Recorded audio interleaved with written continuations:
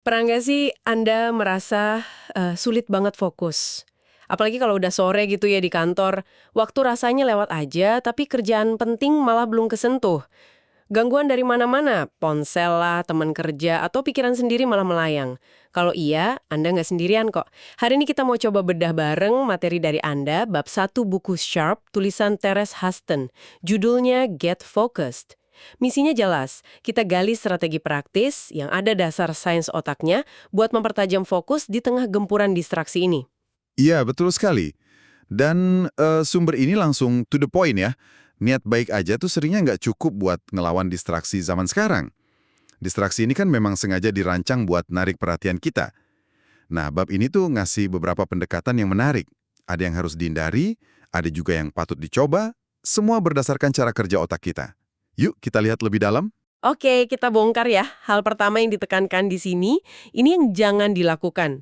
Multitasking. Kelihatannya kan efisien ya multitasking itu, tapi ternyata justru sebaliknya ya. Tepat. Buku ini ngejelasin kalau yang kita sebut multitasking itu sebenarnya task switching. Jadi gonta-ganti tugas terus. Dan ini ada harganya loh, ada ongkos kognitifnya. Riset yang dikutip nunjukin aktivitas otak buat tugas utama itu bisa anjlok.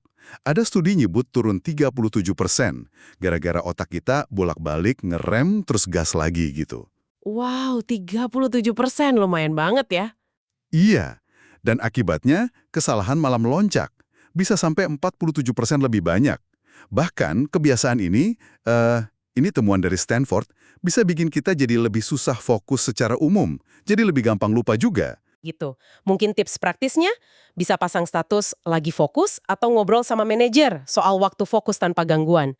Buku ini juga nyebutin tools kayak aplikasi Freedom atau Focus Beer ya, buat ngeblokir gangguan di komputer. Nah, itu tadi yang perlu dihindari.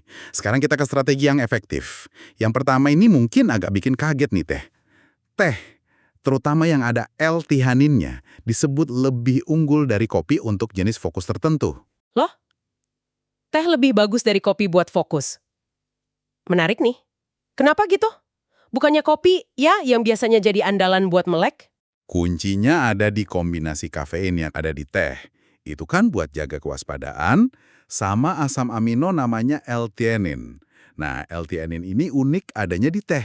Fungsinya itu menenangkan, tapi nggak bikin ngantuk. Dan secara spesifik, ini yang menarik, dia bantu nahan distraksi. Penulisnya ngejelasin kalau L-theanine ini bantu ngurangin mind wandering gitu loh, pikiran yang suka ngelantur. Caranya dengan nenangin bagian otak yang namanya default mode network. Oh, default mode network itu jaringan otak yang aktif pas kita lagi nggak fokus atau ngelamun kan? Iya, betul. Jadi L-theanine ini kayaknya langsung nyerang akar masalah gangguan dari dalam. Gitu. Oke, jadi ini bukan sekedar sugesti ya, ada mekanismenya. Praktisnya gimana nih? Teh hitam, teh hijau, teh ulong gitu bisa ya? Katanya perlu diseduh agak lamaan dikit ya biar L-theanine-nya keluar banyak, terus jangan banyak-banyak susu. Kalaupun kita tim kopi nih gimana? Masih bisa. Buku ini nyaranin bisa coba minum suplemen L-theanine. Dosisnya sekitar 60-100 mg. Diminum barengan sama kopi. Efeknya kerasa sekitar 25-30 menitan lah. Dan bisa tahan sejam lebih. Menarik. Jadi ada opsi ya buat penggemar kopi. Oke, strategi berikutnya apa nih? Strategi kedua ini pakai pendengaran. Namanya binaural beats. Pernah dengar? Binaural beats? Kayaknya pernah dengar tapi nggak yakin itu apa. Jadi ini semacam ilusi pendengaran. Tercipta pas kita dengerin dua nada dengan frekuensi yang beda tipis di tiap telinga. Misalnya 200 Hz di kiri, 210 Hz di kanan. Nah, otak kita nanti kayak denger nada ketiga, yaitu selisihnya. Dalam contoh tadi berarti 10 Hz. Buat fokus frekuensi gamma sekitar 40 Hz, itu 40 getaran per detik, yang katanya berhubungan sama proses kognitif tingkat tinggi, dianggap paling efektif. Oh, jadi kita kayak memancing otak masuk ke frekuensi tertentu gitu ya? Kurang lebih gitu.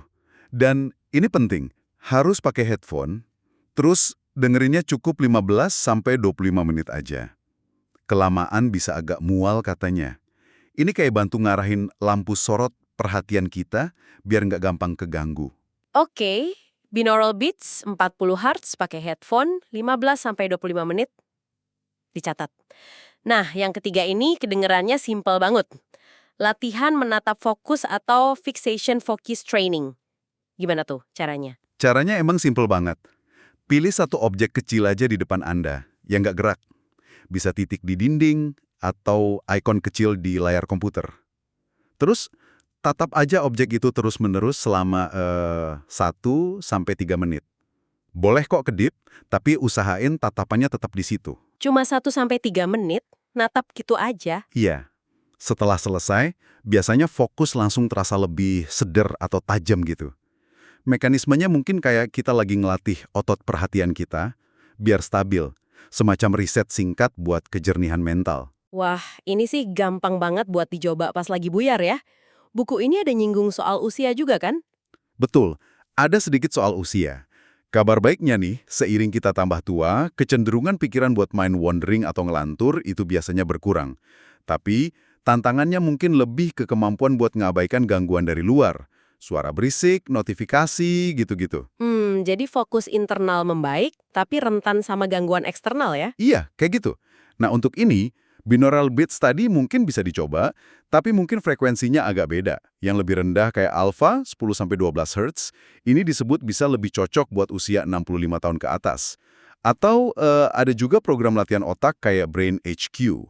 Buku ini nyebut Brain HQ sebagai salah satu dari sedikit program yang ada bukti risetnya bisa ningkatin fokus perhatian pada orang dewasa yang lebih tua. Oke, jadi rangkuman singkat dari bab 1 Sharp ini ya. Pertama, jelas barat, tinggalin deh itu mitos multitasking. Kedua, coba deh ganti kopi pagi pakai teh. Atau kalau nggak bisa, tambahin L-theanin. Ketiga, bisa eksplorasi binaural beats 40 Hz pakai headphone, cukup 15-25 menit. Keempat, kalau lagi buyar, coba latihan super singkat, tatap satu titik selama 1-3 menit. Ya, ini semua kayak alat bantu instan yang menarik ya. Bisa dicoba pas lagi butuh dorongan fokus cepat. Tapi ada satu pertanyaan lanjutan nih yang mungkin menarik buat Anda renungkan yang dibangun dari ide-ide di bab ini. Selain pakai trik sesaat ini, gimana caranya Anda bisa secara lebih mendasar, lebih proaktif gitu, ngerancang ulang lingkungan kerja Anda, fisik maupun digital, supaya lingkungan itu sendiri secara fundamental mendukung dan melindungi kemampuan fokus Anda buat jangka panjang. Nah, itu sesuatu buat dipikirin lebih lanjut.